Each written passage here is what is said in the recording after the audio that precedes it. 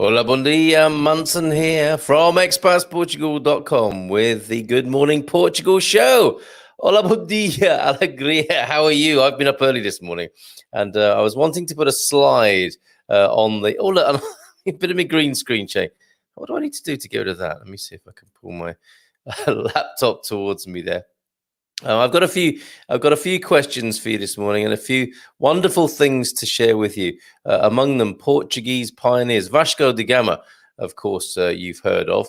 But do you know of Harry and Rene from the Algarve, the people who helped many other pioneers come to Portugal, sharing their love of the Algarve? Early pioneers into Portugal, Harry and Rene, the Travel Club of Upminster. Isn't that a fantastic title? The first thing I wanted to ask you today, and it looks like I'm not going to be able to bring you the rather slick and marvelous JPEG image that I was going to put on the screen. We can come back to that. But I wanted to ask you a question because I was up at 5:15. So I was up earlier than that because I was worried about waking up in time to do the Expats plan call, the 6 o'clock one. So every week now I get up at 6 in the morning. Well, I get up at before 6 to host a 6 o'clock Q&A clinic about moving to Portugal, and it was great. People on there from Australia and Singapore and Dubai. Excuse me, and it's giving me a sore throat, clearly, and making me cough. But it did occur to me, I wonder what time do my expat buddies here get up in the morning? Because one of the things about being an expat, of course, is that you can get up when you want to. That is if you've retired to Portugal, and you might quite like that as part of the whole somewhat stereotypical and perhaps cliched image of the expat who doesn't have any work to go to anymore. They've retired. They do as they please. They eat when they want. They drink what they want. They eat what they want. They drink what they want. And they get up in the morning at whichever time they wish to. So what governs what time you get up? Is it the sun? For some, it's their bladder, of course. Is it your bladder that governs what time you get up? So let me just, because I can't do an image. Let me, I'm going to be careful how I phrase this. What time do you rise? Let's put in on the banner. What time do you, I've got to spell you right. Okay, looks like I was writing in Chinese for a minute there. What time do you expats, live writing and dictation here, what time expats get up? So there you go. That's what I want to find out from you this morning. Before we talk about Vasco, before we talk about Harry, and I don't know if it's Rene or Rene. It could well be Rene. But first thing to get the conversation started, say hello to a few people, is what time do you expats get up in the morning? Now you are living the expat lifestyle. I see who's here this morning. Jim's in Baltimore, hoping to move to Portugal, as I understand it, Jim. Bon dia to you and from you. Thank you very much indeed. Hope you're well, sir. Dominique Kaur, bon dia todos. Very good. Elra Linda, good morning, everyone. It doesn't seem like a day since we've been. It's probably because of the extra, early morning webinar that I did this morning. Good morning, everyone. I've been so busy since I've been back in London, says Gemini Bradshaw. Interesting. What you been up to, if you don't mind me prying like that? Good morning from Gairas, Óbidos. This is a little village next to Óbidos, isn't it? Of course, Gairas has a lot going for it, not least it's next door to Óbidos and very close to Caldas de Rainha. Have to go out and get donations, so unable to listen to this morning's show. Have a great day. Well, good luck with that, Jacqueline Branco. Tell us, you tease what you're raising donations for. We may well be able to help you. We'd love to help you here on the Good Morning Portugal show. Any good cause, we're a sucker for that sort of thing. So let us know, Jacqueline Branco, if indeed you're still here. Bon dia, felicidades, abraço. So greetings and hugs from George Manuel Salves Cardozo. to give him his full name there. Fantastic, George. Good to hear from you, and welcome to the show. Hola, bon dia, alegria, whoop, whoop. This time next week, we will be scooting through France. It's in a camper van, actually. That's not Phil and Kimberly on those electric scooters, which are the source of much controversy and consternation. Many of them littered about on the streets of Lisbon, of course. But no, they're coming in their beautiful camper van, from which Phil broadcast to us, didn't he? And told us about. So they're scooting through France in the motorhome on their way to realising their Portuguese dream. I can almost taste the garlic. Hope you got your stripy jersey and your string of onions ready. Maybe go by bike. Oh no, that was last night's supper. Hey! And get up at 6 a.m. Okay, so yes, first person to answer the question.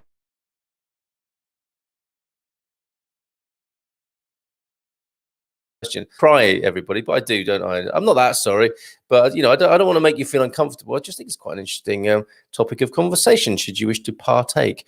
Bon dia from Stephen Wells. Good morning to you, sir. Dominique Kaur, still in bed with tea, so not up yet, but enjoying a nice cuppa. Wake up at 6:30 as my Buster asked to go out. Now that will be a dog, I'm guessing. Could be any number of pets, but I'm thinking dog for Buster. And we do, I mean, it's lovely. So many people on the call this morning at 6 o'clock had dogs with them. Fantastic, lovely dogs in Australia and America and in UK. So it'd be lovely. We need a little forum thread, don't we, of people posting up more pictures of their pets on the forum at expatsportugal.com. So yeah, bladders, Buster, the sun. What else gets people up? Realising their dreams, I suspect, in Phil Cooklin's case. Ron Shea is here. Bon dia from Ron in Cascais, who is delighted to be there. I know. That is the entire point of retirement, isn't it? Retire from the routine of work. Indeed, Ron. No question about that. But interesting, I think some expats do enjoy that for a little while. And that's what I'm talking about this morning, to pry and nosy into these habits. Because I must admit, when my lifestyle became a little more flexible, notwithstanding the influence of small children, I was able to and did lie in bed pretty much until I or they felt like it. And I must admit, the novelty of that wore off after a while. And when I get up like I did this morning, at 5:15, and when I used to be a postman and got up at 4:30. Not that it was always easy. I mean, sometimes your eyes feel like sandpaper if you've stayed up late, watching telly when you're a postman, or for some reason stayed up later than you might have done, and you only get about 4 or 5 hours kip, and your eyes are like sandpaper. But then there is the magic of the early day, for sure. Getting up before the sun, seeing the sun rise, seeing those other early birds, is the best time of the day, as people call it, and there are reasons for that. So I'm interested in those who have enjoyed that, the early days of retirement and becoming an expat, getting out of bed when they feel like it. And then some who get maybe back more into a routine, perhaps like Maxine here. I don't know what your circumstances are, Maxine, but around 7 a.m. for Maxine. John Rooney, bon dia, D7 interview. I thought that was the time he got up at 7. No, D7 interview today. Wish just like, of course, to you. Ian, you must think me rude that I haven't responded to your wonderful correspondence. But you and I know we're both busy, right? And I will respond in due course. And I love what you sent me. So thank you very much for that. Bon dia, Carl Iatoros. I hope all are well and the English have recovered from there. You sound like you're distancing yourself there, Ian. I think going to your Welsh roots, right? Up early today as we have the builders in, and they arrive at 7:30. So those builders are up at least by about 7:15, aren't they? Chuck on the overalls, get in the van, hit the site. And hit the road, Madeira. Morning, Carl. Super hot here in Madeira. Bon dia to all the expats. Have a great week. There's a lovely greeting from Jeff at Hit the Road, Madeira. You must watch that interview with him. What a guy. Absolutely fantastic and a great experience to have in Madeira with Hit the Road, Madeira there. Look it up. Ron Baker. Good morning from Braga. I get up around 6 o'clock. You see, there you go. Ron may not have to get up at 6, but does anyway. Why are these early risers doing this? Is it the sun? Is it the bladder? Is it their yoga? Is it their Bible study? Bon dia, good conversations with God at that time of the day, right? Bon dia, Toros to the Silver Coast from Jacqueline CDM. I get up anytime between 7 and 8. Always been an early bird. I'm loving all of these. Just actually, before we go into more of them, I want to talk to you about Vasco da Gama today and buying myself a little bit of time here somewhat at 6s and 7s this morning in terms of organisation. So you know what that means, a little bit of ponderousness as I try and upload a few things to the screen here. And not least my pictures of Vasco da Gama, my little slideshow. Only don't switch off when I say slideshow. Only 3 slides for the Vasco da Gama bit, and then I'll be looking at a newspaper article from the Portugal News about Harry. What do we think? Harry and Rene, or it's Rene? Would we say Rene or would we say Rene for that? I wonder. Okay, one more slide to load up for the Vasco presentation. And then I feel like my ducks are in a row. But yes, anytime between 7 and 8 for Jacqueline CDM there, as we affectionately call her. Loading things up. I've actually frozen up in my computer now. Oh, there we go. It's unfrozen again. Well done. Excellent stuff. I'm sure it's all this Microsoft business that's loaded itself onto my laptop. You join Microsoft Teams, and this is not a concern, presumably for most people who've retired now. I think yourself lucky that you are not ensnared anymore by Microsoft and its tentacles that try and work their way around every part of your life. Yes, Carl, let's meet up next week at Infusion in Obidos and have a chat. There's a nice invitation. Okay, might get on my bike and cycle over for that, Jacqueline. But yeah, we must meet up in person, mustn't we, and find out what you're doing and if we can help with the fundraising. Oh, and a good sunrise gets me up early. Cheers, says Jeff over there. Hit the road, Madeira. And yeah, getting up with the sun is great. It seems entirely natural, doesn't it? I imagine most creatures do that, don't they? The other creatures, the non-human ones. Bom dia todos, more apart from obviously, yes, the nocturnal ones who do the other way around for good reason. Bom dia todos, more painting and things around the house to do. Get me up at 5 a.m. So far, Gary has beaten me. I'm sort of a bit of a boaster that I got up at 5:15. He's up at 5 o'clock in the morning every morning, by the sound of it. And he's a man caver as well. He's up till all hours on the man cave on a Friday night, which will continue, everybody, under the excellent leadership of this man, Andrew Gilchrist. Andrew, at 10:15, I'm going to run a little online introduction to which I'm calling Start Live Streaming Now. You might want to watch it. You could be my guest of honor, in fact.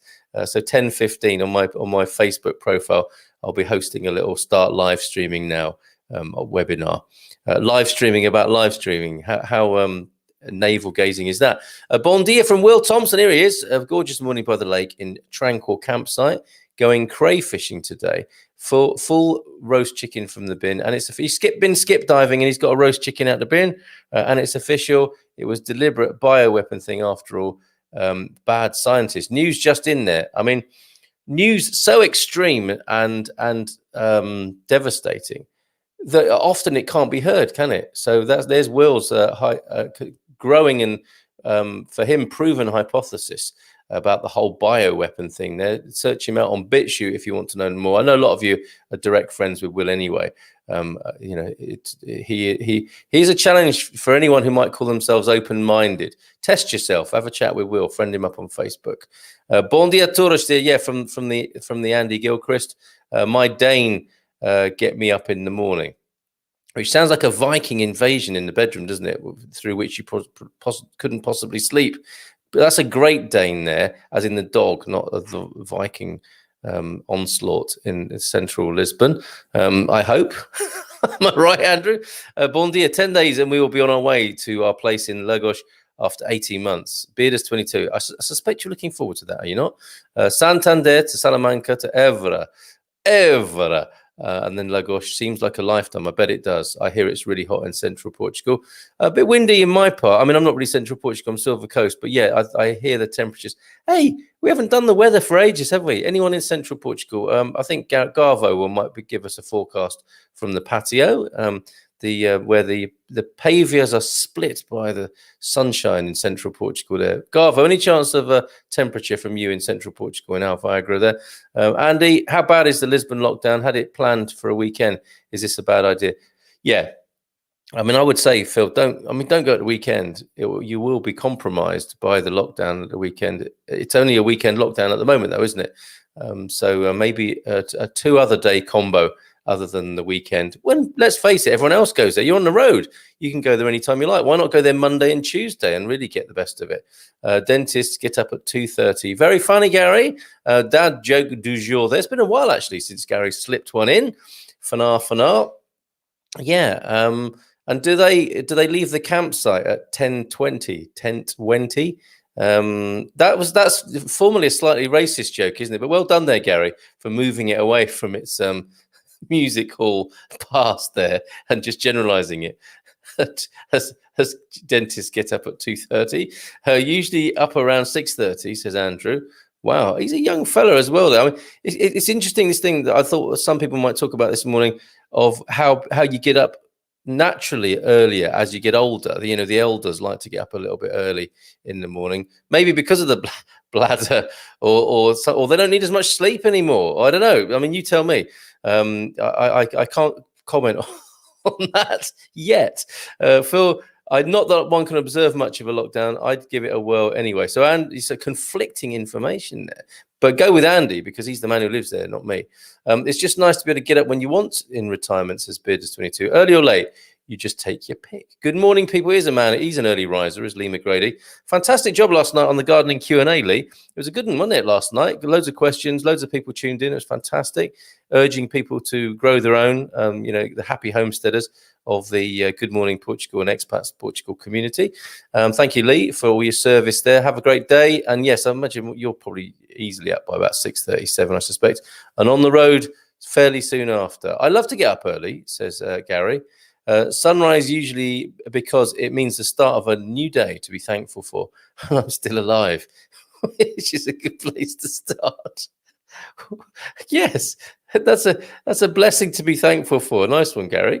A man of reason and of deep spirit. Valerie Spencer Bex. Hello, Valerie. Morning from San Martino, just down the road from me. A beautiful morning. I get up usually about 4:35. So Valerie now takes the crown of the earliest riser among us. Usually sleep for about 4 hours a night. And no, it's not enough. Is that a habit? Is that because you can't sleep, if you dare say, or you just a workaholic? I imagine it's the work, isn't it, Valerie? You're always working. And you squeeze in a little bit of sleep. 4 hours. I mean, that's extraordinary. But wow, hell's yeah. What does that mean? I'm there. Yes. Okay. So I'll keep my nose out of Lisbon business, shall I? And let you and Phil talk about it. Here's another good joke, I hope. How many Microsoft programmers does it take to change a light bulb? None. They just introduced darkness as the industry standard. Oh, yes. Very good. I'll go with that. My love for them has not grown at all since becoming part of the extended Microsoft Teams invasion of every area of my life. But I mustn't grumble. Hola bon dia from Long Island. It's 4 a.m. I must love this show. You must, Jersey. And so he's the earliest riser then, is he not? Yes, 4 o'clock. Well done, Jersey. But not actually getting up to get up and go out. I'm getting up to watch the show. That's extraordinary, Jersey. I do appreciate it. How do you? It's a joke coming there. How do you? Or how dare you, maybe? Call that a dad joke. I don't know. Gary will get back to us on that. Can't friend me up just now. Going for my 90 day. This is the level of Will's determination to spread the word and make himself quite unpopular. Currently on a 90-day Facebook ban campaign medal. Time for some reflection and healing in a brave new world. Well done, mate. We certainly endorse any moment you get to reflect and heal. So make the most of it. It's okay. Officially, as climatologists, meteorologists, and weather people say, bloody hot in Algarve. It's official. So there you go. In answer to I think Bearders22's question, it is bloody hot. Okay, well, that's all you need to know, isn't it? Gary Austin, maybe Andrew's partner is Danish. Woken by the Dane. No, she's Portuguese. We know this, don't we? So I think it is the Great Dane, but that's a good guess, Gary. Denise is here from New Zealand. Hi there. Been flat out, but joining in tonight. School holidays at the moment, so I am making the most of it. There must be a flat out joke. Doctor, I think I'm turning into an iron. You're just working flat out. Or the other one I was reminded of the other day, while we're on the subject of corny and dadly jokes, did you hear about the man who sat on the bacon slicer? Got behind with his work. I meant I am here all week, and I actually am here all week. I meant I'm there for the FB streaming. Okay, good, Andrew. See you there, mate. You can be the live audience in front of which this show is recorded. Lee, up most days around 6. I thought so. Now I can't sleep. Can't sleep in. Body clock gets me up before the alarm, and that's the power of habit, isn't it? I think Lee should rename the gardening program "Grow Some." Now that is funny, and that is a franchise and a half. That isn't it? Here's Lee. Here's head gardener McGrady with "Grow Some." No nonsense. Shut up. Put some seeds in the ground. Not in a Cockney style. In his unforgiving Northern style. Grow some, lad. That is a great idea. Excellent. A special award for you on Consumer Tuesday, where we do applaud and showcase entrepreneurialism and the enterprising spirit. This morning, of course, going way back to Vasco da Gama, arguably Portugal's most notable nautical entrepreneur, right? So we'll talk about him in a moment. And the wonderful Harry and Rene. I'm going to go with Rene Chandler. Although they probably didn't speak like that. So this is the Travel Club of Upminster. Do you know anything about this, Val? Harry Chandler and wife Rene. We'll come back to that. Or Renee. I do get the feeling it might be Renee, but there's no accent on it as it's written, as I'm seeing it in the Portugal news there. Do excuse me. 7:30, sunny start, and 17 degrees it was this morning. So that's not a bad way to start days. It's 17 degrees and a quite civilized 7:30 in the morning. Academic there, so you've got to be up before the kids, really, haven't you? It's a habit, says Valerie, about her 4 hours sleep. Never been good at this sleeping lark. Have never used an alarm clock. I tell myself what time I need to wake up. I do admire people who can do this. Can you do it if you're catching an airplane as well, Valerie? And she wakes up when she says she's going to or thinks she's going to. I put an alarm on once and kept watching the clock so I could stop the alarm before it went off. I did that this morning. Also, my brain immediately kicks into gear soon as my eyes open. That's interesting, isn't it? Because there are people who need to sit on the edge of the bed for a little while, aren't there? You know who you are. And there are people who are up and whistling straight away, who others want to just punch in the face for doing so. How dare they be so happy as soon as they leap out of bed? It sounds like you're one of the latter there, Valerie. Not that I'm suggesting any physical violence to anyone at all, but those early risers who are cheery as they hit the ground running can be quite annoying to other people. I would put myself in that category when that happens.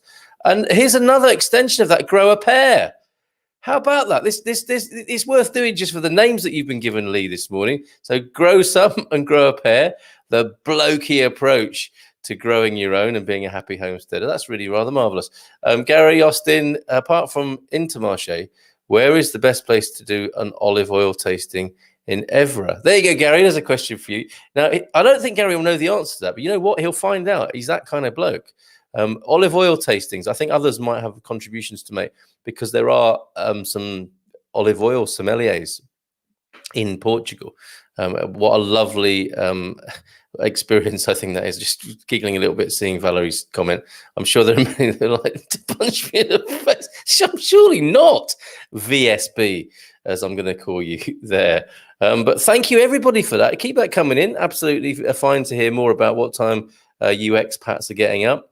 Are you bored with lying in after a few weeks of it, and you're getting to a rhythm like Gary of 5 in the morning, or Valerie 4:30 or 5 in the morning, or a more sort of civilized, but still sounds terrible to some people, and it's 7:30 in the morning for the likes of Andy, 6 for Lee. Thank you for sharing so much of your private lives there as we open the show this morning. Consumer Tuesday, and where we like to celebrate business, we talk about money, business, consumer matters, and we also have the Cockerel's Coop, don't we, from time to time, where, anyone who wants to promote their business, please do so. And it's made all the better when you make a special offer to the members of our community, all right? So I'm talking here about, I don't want McDonald's coming on because they've got quite a big advertising budget, but the little people who really need it at the moment, or you might want to do it on somebody else's behalf, a recommendation for a local cafe or local shop or anything, or some sort of enterprise, even a social enterprise. So please do. Seymour Collins wrote as well. I'll come back to that. It's my eye gets caught by certain key phrases. We'll come back to that in a moment, Colin. So if you have a small business with a very limited advertising budget, for example, you're a one man brand, one person business, and you'd like a bit of a shout out about what you do, put it in the comments. You could even ring me up or fix up an appointment to come on the show and tell people about it on a Tuesday, and share the idea and share what you do in the cockerel's coop. I'm going to have a bit of water. It's no good. I have got this thing, haven't I, for playing. Please stand by. I'll be right. I'm going to try it now. See what you think of this.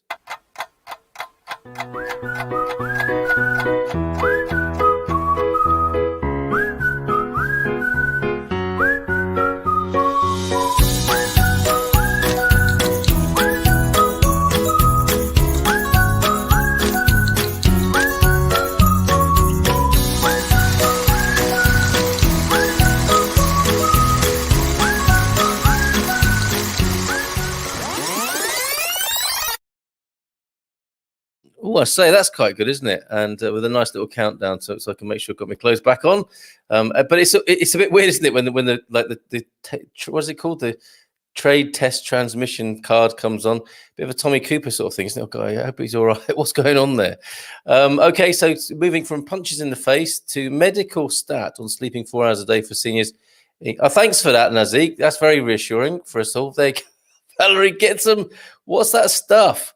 Melatonin, is it, or whatever, or some of that? What's the herbal tea? Gary, I know the answer to this. What's the herbal tea that smells of old socks? Valerian. I know I'm not selling it very well, but Valerian's pretty good. Who wants unsolicited health advice anyway? But thank you, Nazik Hook, for that. So what do you suggest? Where's the positive in that negative, Nazik? Is it, increase it to 6 hours maybe? Isn't that the minimum we're supposed to thrive on? Greetings from San Rafael, still moving, however. Okay, I think after my prompt yesterday, Paul, not missing this opportunity, still sunny and warm in God's own country, the Algarve. District, that's not a country. The Algarve is not a country, Paul.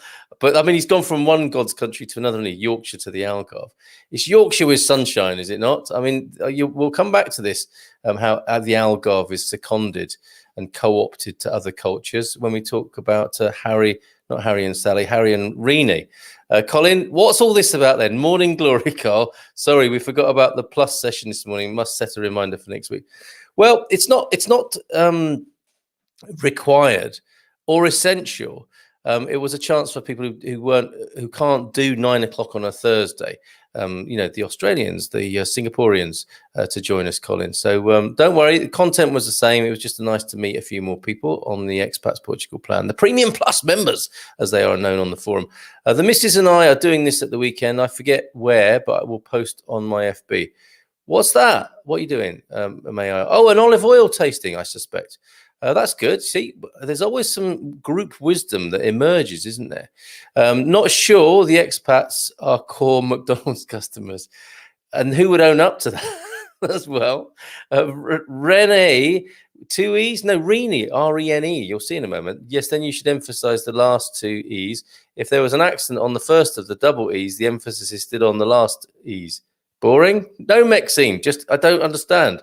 But yeah, I'll let you be the judge of it when you see it. And I'll need a phonetic pronunciation, please, on the screen there so I can do it justice. But thank you, mate. Not boring at all. I love attention to detail. You know me. I'm not a detail person, but I do love attention to detail, especially when other people do it. I don't know the answer to that question, but if they're not ripe, you'll end up in Oliveira do Hospital. Very good. I like to see what he did there. Very good, Gary. Bon dia from Alcabas. Hey, Pam. Not quite up yet, but thinking about it. Okay, so there's someone who likes to lie in. Thank you, Pam. Wham, Bam. Thank you, Pam. We'll make an offer. Sorry, I don't know what got into me there, Pam. I will make an offer, normal price, plus 25% to all. What's that about then? What's he talking about? Oh, I see. Gardening. Okay, so a special offer to the for Lee McGrady's professional gardening service. He'll add 25% for anyone in this community. And it's not for charity, it's for his own beer fund, I suspect. Thank you, Lee, for that. There he is. Grow a pair, grow some McGrady. Grow some McGrady. Bearders 22, not sure about Evra, but there is a Musée de Azeit in the municipality of Coimbra. Don't know if they do tastings. So they must do, Elra, right? They got it. You'd be so disappointed if you went to an olive oil museum. and they didn't do tastings. I'd feel robbed. But I guess with COVID, social distancing, blah blah, masks, it does make your mask a bit oily. Linda and I are trialing Honeygr, which is that a tribute band to Lady Gaga, Honey Gaga? Not sure what sort of tea people have been giving you lately. This it's Sleepy Time Valerian. The whiff of it is outrageous. But Honeygr, that's a good one. That's a good one for the joints, isn't it? And for reducing inflammation. Honey and vinegar. And we can get cider vinegar freely and easily. I haven't even talked about Harry and Rene or Vasco yet. Come on, let's do this. Elra, just quickly, but there is also the d'Origine Museum. Yes, of course. The validated provenance of olive oil museum in Pinhal Douro. They do tastings there, says Elra. Thank you very much for that. And Yorkshire, famous for Wensley Dale. I think Andy is just trying to start some trouble there. But how does a Welshman, whilst we're on the subject of corny and groany jokes, how does a Welshman eat cheese? We'll come back to that. Or you can just answer that, because you all know the answer to that, don't you? How does a Welshman eat cheese? What should we do first? Vasco or Harry and Rene? I think we're going to go with Vasco first of all. Okay, so just very briefly, because I've been telling the expats plan folks about Vasco, because they're heroic voyagers, really. I mean, we're all on a hero's journey, us people who I think have lived in another country or about to or in that process have made the journey. It is heroic. Give yourselves a pat on the back for that. But going the other way from Portugal outwards, there is this man, Vasco da Gama, who of course has a street named after him in every village, town and city, as well as a bridge, the famous Vasco da Gama. I mean, he's everywhere, and he's many namesake Portuguese men are named Vasco in his honor. Shopping centre, of course, where I was last week, the Vasco da Gama shopping centre, the Parque de Nações, the Park of Nations. But there he is, and this is the story of when he set sail, which I'm going to share with you in just a moment too, because it's fascinating. We're the incoming expats, of course, the immigrants into Portugal. This is Vasco going the other way after his great uncle and father didn't manage to make the journey that they could only aspire to, only for their son and great nephew to fulfill. And here you see, this is Restelo. This is the beach just beyond Belém, looking a little bit different to how it looks now, admittedly. This is, I think, 1480 or thereabouts, the 1400s anyway, late 1400s in Lisbon. And this is a scene as described by Luís Camões, the great Portuguese literary figure. And I was going to call him a poet, but he's more than a poet, isn't he, Camões? He is a great literary figure in Portugal. And he says that the people gathered in Restelo with great pride. Pop down there, Andy and Margarida, if you want to pay your respects to Vasco, who set off on the 8th of July. And that's when we launched our course for incoming expats. This is Vasco going the other way on the 8th of July. And I'll tell you more about it now, or you can see for yourself. I'm going to read a slide. This is what you shouldn't do with a presentation, isn't it? But I'm going to anyway. And I'm going to have to make it bigger as well. So, ooh, nurse, could you make it bigger for me? Yes, let me just do that now so that I can actually read it. So, and I hope you can still hear me. I've never done this before. I've never gone to full screen whilst in presentation or broadcasting mode like this. But I'll read it for you for the people on the podcast, and for those of you who can't be bothered to open your eyes or study better, whatever. And this is with thanks to Safe Communities Portugal, who reported this just recently. And coincidentally, as we've started working with this wonderful group of people coming to Portugal, and I'm now able to tell them the story of the great heroic adventurer and explorer Vasco da Gama going the other way. So he was born in Sines in 1460. Okay, so he's 37 by the time he makes this departure from Restelo, and it's a 4-ship fleet heading out from Lisbon to India. How exciting, right? The departure of the fleet was an impressive spectacle, describes Luís de Camões, who expressed the pride of the crowd that gathered that morning on the white sands of Restelo to wish them good luck. I mean, that is a scene, isn't it, that's so full of poetic and filmic richness. I'd love to see a depiction of that. And I'm sure there are. I'm sure the Portuguese people have made films of Vasco da Gama setting off from that part, a beautiful part of Lisbon. It was the largest, and it's an auspicious and esteemed part of Lisbon, just down there in Belém. Not just famous for pastel de nata. I mean, you've got the Ajuda Palace, which is, you must see that. The Ajuda Palace is absolutely beautiful. Go down the hill, go down towards the water, and you get near to Restelo, right? It was the largest and best organized of the Portuguese maritime exploration expeditions. 2 of the 4 ships had been built especially for this mission, armed with cannons and equipped with the most modern nautical charts and navigation instruments. And I said this to people. I mean, if you think it's difficult for you getting yourself over to Portugal, check this out for an expedition, all right? Thinking about what you're going to bring and whether to go minimalist or not. They went with cannons and the most modern nautical charts and navigation instruments. I wonder what they look like in not 1947, 1497.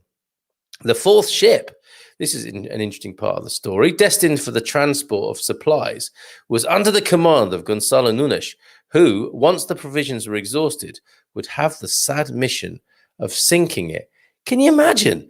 You're the quartermaster. Is that right? Is that the same thing when you're at sea? You're the provisioner, and you've got a boat. The 4th ship is full of supplies, and once empty, no point having it. He had to sink his own ship, which sounds like some sort of idiom, doesn't it? I had to pull a Gonçalo Nunes and sink my own ship.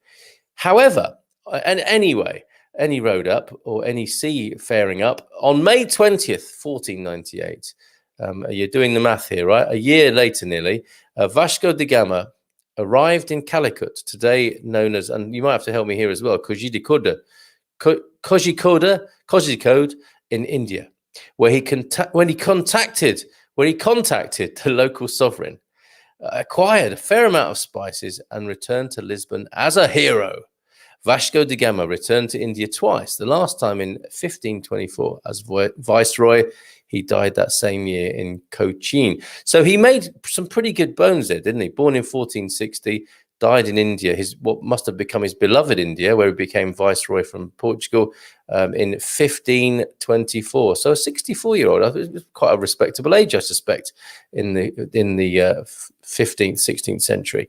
So after half a century of reconnaissance voyages along the coast of Africa, the Portuguese finally reached the Orient on a significant 13,000-mile journey from Lisbon to the Malabar coast. Europe's sea route to India was open. So thanks again there to Safe Communities Portugal. Isn't that a great story? I do love that. Absolutely. And very delighted to share that with you this morning. So let me get myself back on the screen. I hope you enjoyed that little detail around I mean, you've all heard, obviously, of Vasco da Gama. There is the story of making the connection with India and all that brought Portugal. And I suspect Europe and how it changed the course of world history, the spice route, right? Yes, good morning, everyone. Back in sunny Torres Vedras. Yay. It sounds like you're glad to be back, Susan. Hope your trip went well and wasn't too disruptive. Vasco, a good bloke and all that, but he didn't get up at dawn this morning. Absolutely. Still hear you. That's good to know. Thank you very much. Never understood snooze buttons. Oh, I do. I mean, why? Just why? Because, Gary, as I recall from conversations we have, you are one of those people that could leap straight out of bed and you're switched on just like that. For some of the rest of us, the cocoon-like safety of the bed can be enjoyed in 9-minute chunks, one after another. And that is what the snooze button is for, to just feel, what is it, embryonic and fetal. Something you might not understand, my friend. But that's what the snooze button, I think, is about. Much less bureaucracy back in his day. I'd have liked to see how he got on with modern border controls. Can you imagine? Vasco is ringing up SEF and trying to book an appointment, and they're just not answering his emails and not answering the phone. He would have given up, and we would have not had Vindaloo or the chamosa or other such delights that have come to and fro. You're quite right, Andy. Thanks for sharing, says Hey, Clive, good morning. Calicut and Cochin are both in Kerala, where my better half, Malika, is from. That's good to know. Thank you for furnishing the story even further. Calicut and Cochin. I made a mess of that other name there, didn't I? And probably Malika, have I pronounced that correctly? I hope so, Clive. Good morning to you both there in London, where I suspect you are. Didn't he introduce chilies to India? Oh, you're asking me if I've done any research. Basically, I've just shared with you a little story there. I mean, that if he did that, I mean, that's the guy who took you could think, couldn't you? Snow to the Eskimos or sand to the Arabs. But I don't know the answer. I suspect somebody does know that here. Ian, Andrew, especially between Britain and the EU. That's. I mean, maybe. Yeah, I don't know whether Vasco ever made it to London or not. But you gentlemen are right. Can you imagine trying to explain to Vasco da Gama, Angela Merkel, for example, or the ECB or the EU? That the world would have been such a different. And let's face it, when you sail from Plymouth to Santander, you Brits, the boat doesn't have cannons on it anymore. We don't need that anymore, do we? We've got the EU instead, you could say, and NATO and those sorts of things. So yes, wouldn't it be fascinating? Same dinner table, Vasco and Angela Merkel.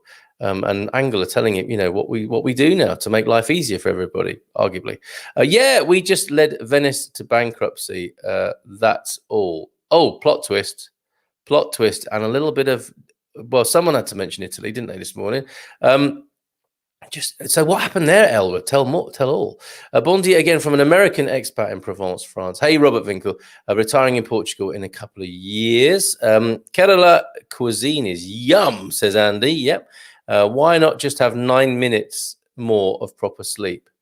Because when you have proper sleep, you're not consciously knowing that you are having a little lie-in. Gary doesn't understand the concept of lie-ins, everybody. This is not going to work. You're not going to get it. You're really not going to get it, Gary. You are, alarm goes off, you're on your feet, and you're whistling and smiling and making a cup of tea. That's not the case for everyone. I'm a bit of both, I have to say. So I do understand your inability to grasp this, but I can speak from the other side of the bed, as it were, as well. Not that Gary and I share a bed, I hasten to add. Not that there would be anything wrong with that, and it could make quite a nice Morecambe and Wise tribute.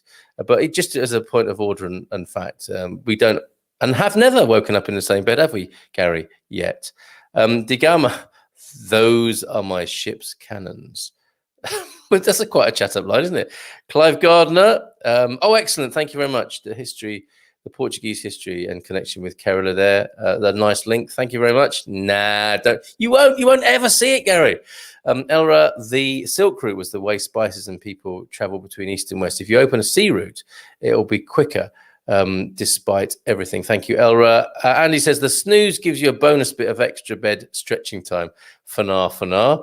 Elra, so Venice lost its monopoly on trade between East and West. Oh, okay. Marco Polo, I suspect, was knocked off his position of authority and wealth then by Vasco. Were they around the same time, I wonder? Because, of course, was it Marco Polo who came back from China with noodles, and that's how the Italians ended up with spaghetti. That is a pub quiz guess, everybody. Don't hold me to that. The snooze button is about waking up slowly, not getting more sleep. It's like putting your shoes and coat on before leaving the house. Oh, Carl, can you put your slippers away after you Yes, very good. Giving the game away there. Okay, so I want to talk about Harry and Rene now. Yes, point taken, Gary. I will do that in future. Right, but we go to the Portugal news, which we don't do often, let's face it. Hope you're enjoying things so far, finding out about people's sleeping habits, finding a little bit out about Vasco da Gama from my extensive research. And now this caught my eye. This is a wonderful photograph here. The colors in this Kodachromic kind of photograph here. It's an old picture, if I'll ever be able to share it with you. This is the forgotten hero of Algarve tourism. Not to be compared directly, necessarily, with Vasco da Gama, but certainly somebody to speak of. The history of the Algarve and the touristic expat interest in the Algarve. This couple are crucial in that. Bearders 22. Before we go to Harry and Rene, did you hear about the weekly poker game with Vasco da Gama, Christopher Columbus, and Francisco Pizarro? They can never seem to beat the Straits of Magellan. Okay, there's a nautical and poker joke in there, which is probably a classic in the poker world, which I've never frequented. But yes, Straits of Magellan. I've fully ruined that for you there, Bearders22. But I hope all you poker fans have enjoyed that. More jokes welcome, please. There you go. Dad joke. The award goes to. Thank you, Andy, for that. Nicking Gary's crown late in the day there with the dad joke to dear. Okay, so look at this lovely photograph. Isn't that wonderful? Can I zoom in by clicking on it? No, I can't. But isn't that fabulous? That lady's dress, her hairstyle, looking a bit like Hilda Ogden, I have to say, for those of you who remember Coronation Street. And I think that is Rene, and I think that's Harry in the middle. And I think there's a gentleman to the right who looks like a dignitary who is fondling Harry's medal. And it begins, those of a certain age may well remember that back in the late 60s and 70s, and I know some of you do, there was one company that dominated the charter travel business. Who remembers charter travel? This is especially to the Algarve, the Travel Club of Upminster. The TCU, Upminster being, I mean, I know that because it's on the district line, isn't it? That you English folks may know that, you Londoners might know that. So led by Harry Chandler and his wife, Rene, they had seen the potential of the Algarve as soon as the new airport opened and had flights in operation within weeks. Others followed, but they led the way. How did they spot the potential of the then virtually unknown Algarve? Now, can you imagine a time? The guy looks like Stanley Unwin. If you don't know Stanley Unwin, please listen to Stanley Unwin. It's mainly an oral experience, isn't it? I mean, he's great to look at as well because he looks like your granddad from, a granddad from the 50s, 60s and 70s. But you're quite right there, Gary. But picture this scene, if you will, a newly opened airport in the Algarve with propeller planes largely, right, in the 50s and 60s. And Alan Wicker, okay. I'm here in the Algarve where my propeller plane has just landed. It's that time, everybody. So Christmas Eve 1960, and Harry and Rene had a party at their home. One of the guests was Vic Cowing, who, you ask, we're going to find out. He had recently sold out a small ironmonger business he had inherited from his father. I mean, that's what used to go on in the 50s and 60s. He told them he planned to emigrate to a place called the Algarve. You must be crazy, they probably said. Where? Christmas Day, he came back to see Harry and Rene and told them he had bought a piece of land and he was going to build some villas. Rene was enthusiastic, but Harry said he had no interest as the nearest airport was in Lisbon and you had to take the train to the south. Okay, so this airport is not Lisbon Airport. This is the newly opened Portugal Airport in Lisbon. Wow. Okay, and then in those days you had to get the train to the Algarve. All right. The piece of land was in Alcantarilla, and for £5,000 sterling, Rene bought the top of the hill and a villa to be built. Yes, £5,000. Writes, who is writing this? Let's have a look. Paul Luckman. Thank you, Paul Luckman, for this article from the Portugal News, the forgotten hero of Algarve tourism. So the story continues then. So she bought for £5,000, old money. She bought the land and the villa. Yes, £5,000, writes Paul, for the plot and the villa. Property and land was cheaper then. Rene described the Algarve as just like Ireland, but with sunshine. She's not that she was probably the first, but she wasn't the last, was she? Jerry says that. Our very own Jerry Lawler. Harry remained unmoved, and when Rene told him in 1963, oh what a night, that there was an airport being built in Faro, due to be opened in 1965. Wow. Okay, so just before England will last won a major football tournament. So there we go. We've got the airport in Lisbon and we've got an airport being built in Faro at this time. Harry responded, you can tell that to the Marines. Airports are never built in time. But it was, and opened on time in 1965. Then Harry, a brilliant marketing and tourism man, moved fast. He quickly obtained a share with the Lord brothers of a BAC 111 to fly regular charters to Faro and started looking for potential accommodation for his passengers. How exciting is this to be that guy, right? And to be that couple, pioneering and making the way here in Portugal, specifically in the Algarve. Algarve, Europe's best kept secret. Harry's marketing mind quickly created a phrase we don't hear so much these days. For Obvious reasons, but the Algarve really was Europe's best kept secret at the time. So that was his catchphrase, I think. It didn't stay secret. Harry had plans. Harry quickly set up a press visit. This guy is a genius, even back then in PR and marketing, isn't he? Probably unlike any other. See photo. Travel journalists were expected to be picked up in Mercedes, but no, Harry had them all picked up in donkey carts. They were far from pleased. Alan Wicker in a donkey cart as they were transferred to the Hotel Eva, but cheered by the people that lined the roads and threw flowers. Can you imagine? Coincidence? I doubt it. Harry must have set it all up. I don't think he left anything to chance. Who provided the flowers and told people when to be there? It would have been Harry, wouldn't it? Problem number one: finding accommodation. Harry was only interested in the area from Faro to Sagres, and the only recently built hotel at the time was the Hotel Garb, owned by Dr. Oliveira dos Santos, and he didn't want anything to do with travel agents. Get thee back, travel agents. The Hotel Eva in Faro was under construction, and there was the Hotel Bella Vista in Praia da Rocha, a large private house that did accommodate visitors.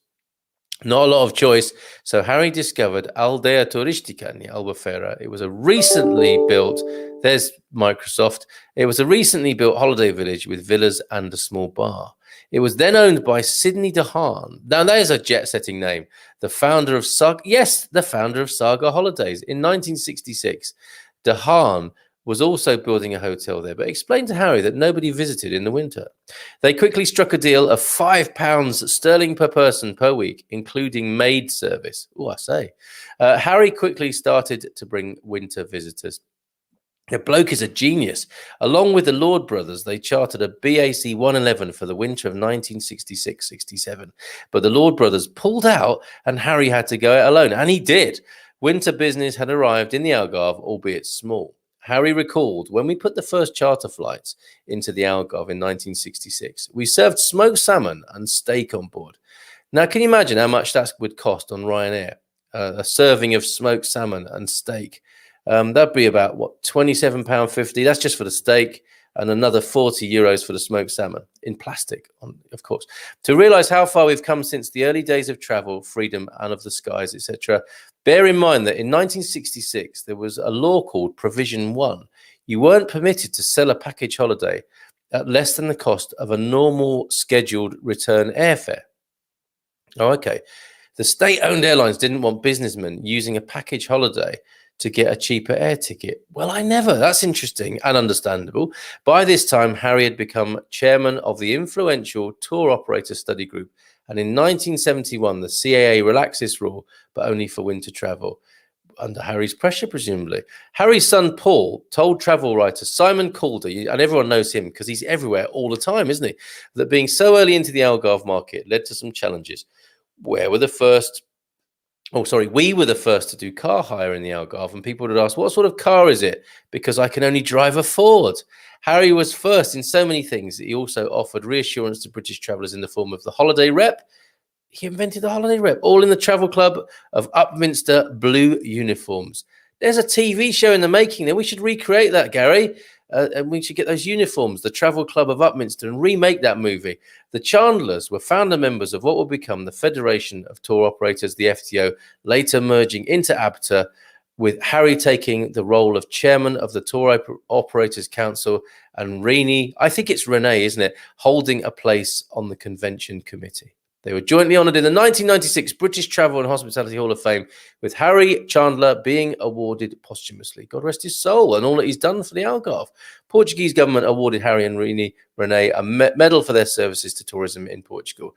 It was awarded to them by the Portuguese ambassador in London in 1981 during the celebrations of the 50th anniversary of the Portuguese National Tourist Office in London. Happy days, happy times.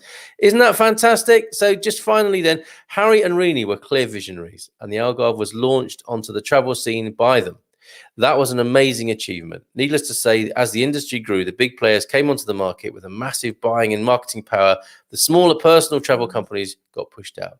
The Travel Club Upminster ceased trading in 2010. But what a story. And look at the travel writers there.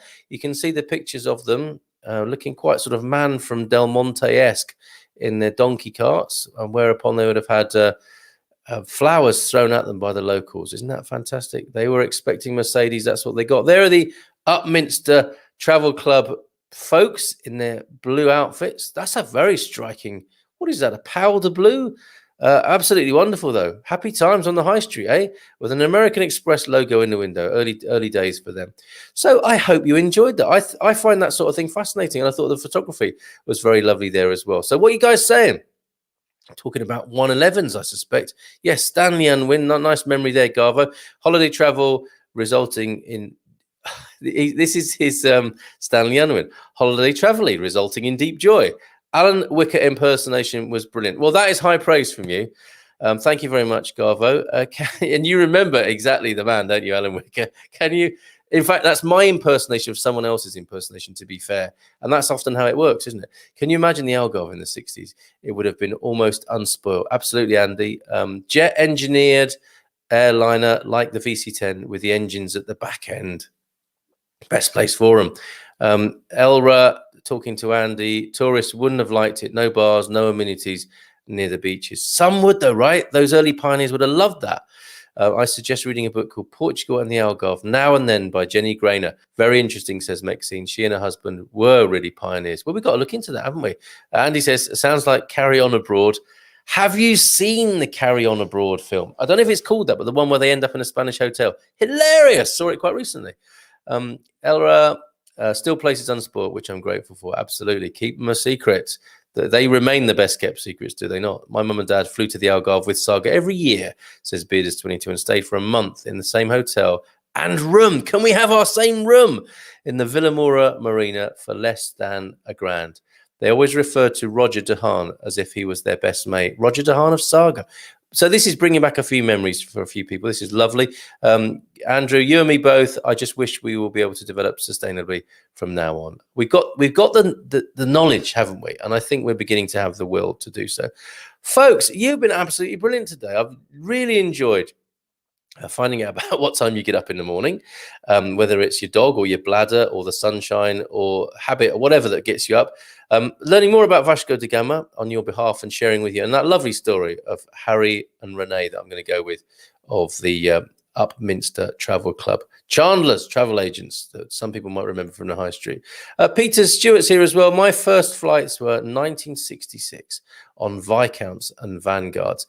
You see, Peter, some people only think of the Viscount as a minty biscuit and they don't know nothing of this propeller plane. And that was the golden age of air travel, wasn't it? When it was properly glamorous, I think.